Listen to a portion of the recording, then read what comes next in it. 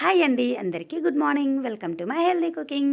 ఈ రోజు మన హెల్దీ కుకింగ్లో శివాంశ్ లంచ్ అండ్ బ్రేక్ఫాస్ట్ ఏంటో చూసేద్దాం. లంచ్ కోసం అయితే పాలకూర పప్పు, బజ్జీ మిర్చితో రసం చేశాను. ఈ రసం అయినాక తినే ముందు సన్నగా కట్ చేసుకున్న స్ప్రింగ్ ఆనియన్ యాడ్ చేసుకుంటే రసం చాలా బాగుంటుందండి. ఇది స్ప్రింగ్ ఆనియన్ సీజన్ కాబట్టి మీరు కూడా ట్రై చేసి చూడండి, చాలా బాగుంటాయి.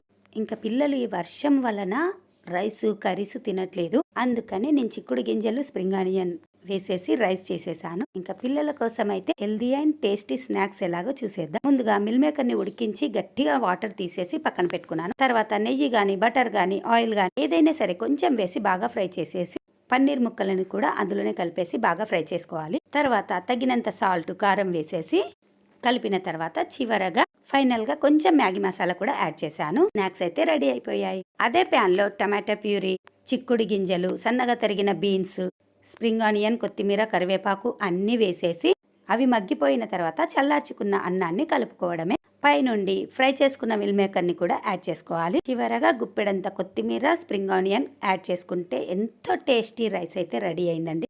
మరి మీకు నా వీడియో ఏమైనా యూస్ఫుల్ అనిపిస్తే మాత్రం ప్లీజ్ లైక్ అండ్ సబ్స్క్రైబ్ చేసుకోవడం మర్చిపోకండి. బ్రేక్ఫాస్ట్ కి అయితే కిచిడి చేసేసాను. నేను చెప్పేవన్నీ కూడా చాలా తక్కువ ఆయిల్ తో హెల్దీ అండ్ టేస్టీ కుకింగ్ అండి. Thank you for watching.